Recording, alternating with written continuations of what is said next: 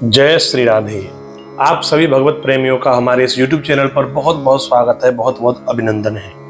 आज हम आपको बताने जा रहे हैं निर्जला एकादशी के व्रत के महत्व और इसके व्रत की तिथि के बारे में, पारण कैसे करें और व्रत में क्या खाना है, क्या नहीं खाना है, कैसे रहना है, सारी विधि इस वीडियो में आपको हम बताएंगे। तो देखिए, ये वीडियो पूरा सुने, अन्यथा आपका निर्जला एकादशी का व्रत भंग भी हो सकता है। तो व्रत ना टूटे, इसलिए आप ये व्रत जरूर सुने और अपने इष्ट मित्र बंधु बांधवों को भेज दें, ताकि वह भी इस जानकारी को प्राप्त करके विधिवत अपना निर्जला एकादशी का व्रत कर सके। यह व्रत 25 जून को रहेगा। 25 जून 2026 को यह व्रत किया जाएगा और इसके व्रत का पारण 26 जून को होगा। देखिए, एकादशी तिथि सभी तिथियों में सबसे श्रेष्ठ तिथि होती है। आप कोई भी व्रत नहीं करते, लेकिन एकादशी व्रत जरूर करें। परंतु अगर आप सारी एकादशी ना कर पाए तो फिर कैसे हम एकादशियों के फल की प्राप्ति करें? भीम ने भी यही भगवान श्री कृष्ण से पूछा था। जब द्रौपदी आदि सभी लोग एकादशी व्रत करते थे तो भगवान ने भीम को भी कहा कि तुम भी यह व्रत करो। तो भीम बोले कि प्रभु, मैं भूखा नहीं रह सकता, मुझे तो कुछ ना कुछ आहार जरूर चाहिए। तो भगवान ने उन्हें ऐसे निर्जला एकादशी के बारे में बताया कि अगर तुम यह निर्जला एकादशी का व्रत करोगे तो तुम्हें पूरे साल की 26 एकादशी, 26, क्योंकि महीने में 2 एकादशी आती हैं और साल में 24 आती हैं, लेकिन अधिक मास के सहित ये 26 एकादशी बन जाती हैं। तो पूरी 26 एकादशियों के व्रत का पुण्य फल निर्जला एकादशी से प्राप्त होगा। और भीम ने भी यह एकादशी करी थी, इसलिए इसे भीमसेन एकादशी भी कहते हैं और निर्जला एकादशी भी कहते हैं। तो इसके व्रत के नियम 24 जून से ही प्रारंभ हो जाएंगे, क्योंकि 24 जून यानी दशमी के दिन से ही चावलों को त्याग देना है, चावल नहीं खाने हैं। और 25 जून को प्रातःकाल स्नान के बाद भगवान की पूजा करें, ठाकुर जी के लक्ष्मी नारायण स्वरूप का ध्यान करें। और अगर आपके घर में लड्डू गोपाल जी हैं तो लड्डू गोपाल जी को विधिवत पंचामृत स्नान करवाएं और चरणोदक आप ले सकते हैं, क्योंकि चरणामृत लेने से निर्जल व्रत टूटता नहीं है। आप चरणामृत पान कर सकते हैं और पूरे दिन विधिवत व्रत करें। दिन में सोना भी नहीं है, दिन में सोने से भी यह व्रत टूट जाता है।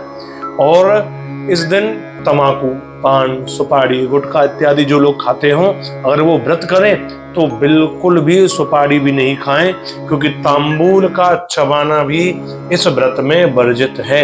इससे भी आपका व्रत टूट जाएगा, व्रत भंग हो जाएगा। और ओम नमो भगवते वासुदेवाय इस मंत्र का जाप करें निरंतर। किसी से झूठ नहीं बोलना है, किसी से लड़ाई नहीं लड़नी है, झगड़ा नहीं करना है। और ध्यान रहे, इस दिन दान की भी बड़ी महिमा है। तो दान क्या करें? तो शास्त्रों में बताया है कि इस दिन जल दान करें, ठंडा जल दान करें। इसके लिए आप सुराही में या फिर घड़े में जल भर करके घड़े सहित दान करें या सुराही के सहित दान करें।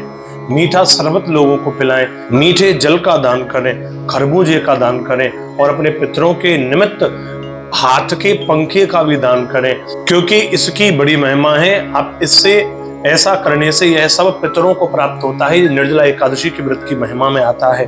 रात्रि हरि कीर्तन करें, मंत्र जाप करें। आहार में निर्जला एकादशी है, इसलिए निर्जल रहें। लेकिन अगर आप बिना पानी के नहीं रह सकते तो थोड़ा जल पी सकते हैं। आप कहो कि नहीं जी, केवल पानी से नहीं रहा जाएगा, तो भारतीय शुद्ध देसी गाय के दूध को लेकर के 1 गिलास दूध पी करके व्रत कर सकते हैं। और अगर आप कहो ना जी, हम दूध से भी नहीं रह सकते, तो थोड़े से फलहार लेकर ग्रहण करके, तो थोड़ा बहुत फलहार लेकर ये व्रत कर लें। लेकिन व्रत करें जरूर, क्योंकि इस व्रत की बहुत बड़ी महिमा है।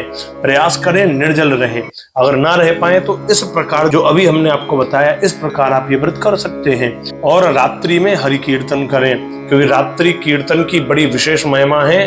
रात्रि कीर्तन करने से भगवान वश में आ जाते हैं। और अगले दिन यानी 26 जून को व्रत का पारण होगा। स्नान करके, भगवान की आराधना करके, पूजा करके, ठाकुर जी को स्नान इत्यादि करा करके फिर आरती उतारे और आरती उतार कर भगवान को चावल का भोग लगावें, रोटी जो प्रसादी आपने बनाई हो उसका भोग लगावें और फिर गाय को भी रोटी खिलावें। साथ ही किसी विप्र ब्राह्मण संत को भोजन करावें अथवा वह भोजन की उचित सामग्री उन्हें प्रदान करें, उसके बाद ही आप अपने व्रत का पारण करें। ध्यान रहे, इस व्रत का पारण लगभग 10:30 बजे से पहले ही कर लेना, उसके बाद त्रयोदशी तिथि लग जाएगी। प्रयास करें 10:21 से पूर्व ही आपके व्रत का पारण हो सके।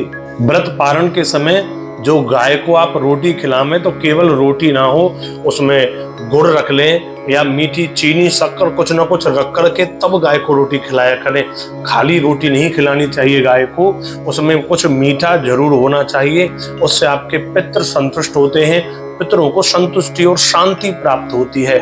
इससे फिर पितर आप पर कृपा करते हैं। तो गाय को कभी भी खाली रोटी नहीं खिलानी चाहिए। गाय को जब भी रोटी दें तो उसमें मीठा गुड़ रखें या शक्कर कुछ ना कुछ अवश्य रखें मीठा, तब गाय को खिलाना चाहिए। इसी प्रकार विधिवत अपने व्रत का पारण भी करें और ये व्रत करें। निर्जला एकादशी भीम ने करी थी, उसे 26 एकादशियों के व्रत का फल प्राप्त हुआ था। ओम नमो भगवते वासुदेवाय इस मंत्र का जाप करें, क्योंकि स्वयं भगवान श्री नारायण के परम लाडले पुत्र श्री ध्रुव जी महाराज ने इस मंत्र का जाप करके भगवत प्राप्ति करी है। तो इस मंत्र का जाप आप भी निरंतर अवश्य करते रहें। और ऐसी ही कथा जानकारियां प्राप्त करने हेतु आप लोग हमारे इस चैनल को सब्सक्राइब और हमारे फेसबुक और इंस्टाग्राम को फॉलो जरूर कर लें, ताकि आपको सारी जानकारियां तुरंत प्राप्त हो सके। तो आइए हम फिर मिलेंगे आप सभी को एक नई वीडियो के संग में। तब तक के लिए आप सभी भगवत प्रेमियों को हमारा प्यार भरा जय श्री राधे।